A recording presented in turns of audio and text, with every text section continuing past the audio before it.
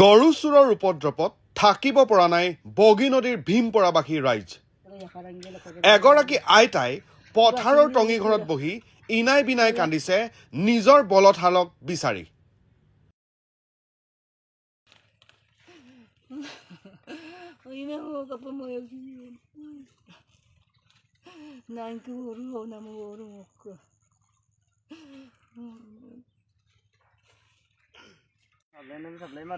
লখিমপুৰ জিলাৰ বগীনদী থানাৰ অন্তৰ্গত ভীমপৰাত এতিয়া গৰু চোৰৰ অবাধ সন্ত্ৰাস। গৰু চোৰৰ উপদ্ৰৱত টোপনি মাৰিব পৰা নাই সহজ সৰল লখিমপুৰ জিলাৰ বগীনদী থানাৰ ভীমপৰাৰ খেতিয়ক আৰু গোপালকসকলে। প্ৰায় এহাল বলদ গৰু আপোনাৰ গোৱালিৰ পৰা লৈ গৈছে, কি ক'ব, চোৰে নিলে? হয়, মানে মোৰ মা দেউতাই ইয়াত ভামত থাকে খেতি পথাৰত, মানে গোৱালিও ইয়াত কৰি থৈছোঁ। মানে সেইগাল গৰু আছিলে কালি যোৱা 12:30 বজামান ৰাতি তেতিয়া চোৰে লৈ গ'ল। এতিয়া বিচাৰি পোৱাগে নাই, সন্ধান পোৱা নাই? এতিয়া বিচাৰিছিলোঁ, এতিয়া ভীমপৰা এইটো পঞ্চায়ত কিবা এইটো ভীমপৰা চাইডটো মানে বিচাৰি পোৱা নাই। মানে এইটো অলপ আপোনালোকে সহায় কৰি আমি আমাৰ গৰুটো অলপ আৰু গৰুটো আৰু কিবাটো দি দিম।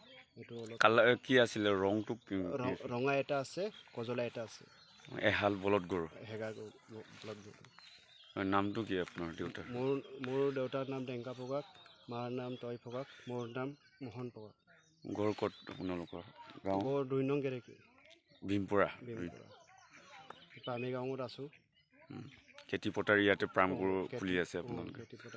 আগতেও চুৰ হৈছে নেকি, চুৰি হৈছে নেকি? আগত এই ফাগুন মাহত এটা দমৰা গৰু এটা চুৰ কৰিলোঁ, এইটো পোৱা নাই। এইটো পোৱাগৈ নাই? এইটো এৰি দিলোঁগৈ। আমি 10-15 বিচাৰিলোঁ, নাপালোঁ, এৰি দিলোঁগৈ।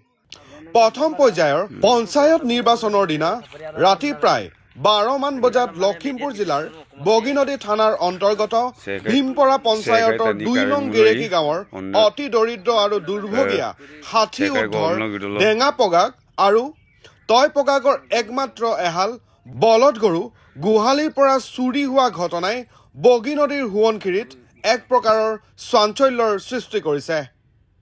গৰু এহাল কালি ৰাতি 12টা বজাত চুৰে লৈ গ'ল। তাৰপৰা এতিয়া বিচাৰ খোচা কৰা হৈছে। তাৰপৰা বিচাৰ খোচা কৰোঁতে এতিয়া দিনটো বিচাৰি পোৱা নাই। হয়তো কোন চুৰে লৈ গৈছে, ক'ত বান্ধি থৈছে এতিয়ালৈ গম পোৱা নাই। কোনোবাই যদি গম পায় এই গৰুহালৰ এই মানুহকেইটাৰ গৰু ভিডিঅ' মাৰি থৈছিলোঁ, গৰুহালৰ ফটোটো দিয়া হৈছে। কালাৰটো এটা ৰঙা আৰু এটা কজলা।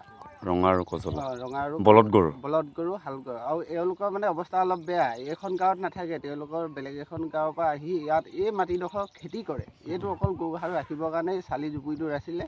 এতিয়া গৰুহালো লৈ গ'ল। এতিয়া মানুহকেইটা হাহাকাৰ লাগিছে, মানে কি কয়, কি কৰোঁ কি নকৰোঁ। গৰুহালৰ ওপৰতে এওঁলোকে খেতি কৰি খাই আছিলে।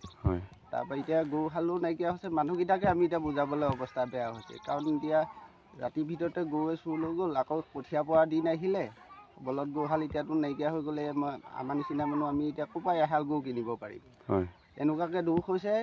কোন ৰাইজে পাৰে এনেকুৱা যদি কজলা আৰু দমৰা বা বেপাৰী সন্থাই যদি গাড়ীয়ে গোটাই যদি ক'ৰবাত গৰু নিয়া দেখে, ষ্টক কৰি ৰাখি দি পিনি আমালৈ এই ফোন নম্বৰটোত জনাই দিব। আৰু অনুৰোধ কৰিছোঁ বাৰম্বাৰ, এনেকুৱা দুখীয়া মানুহৰ পৰা যদি গৰু লৈ যায়, এওঁলোকৰ এতিয়া ছমাহটো বাদ দিয়ক, এই বছৰটো খেতি কৰি খাই থকা গৰুহালৰ ওপৰত নিৰ্ভৰ কৰি চলি থকা মানুহজনৰ নিজৰ বলদ গৰুহালৰ সন্ধান বিচাৰি সদাশয় ৰাইজৰ পৰা বিচাৰিছে সহায়ৰ ভিক্ষা দুৰ্ভগীয়া দম্পতীহালে। নিউজ ডেস্ক ৰিপৰ্ট, অসম স্পন্দন।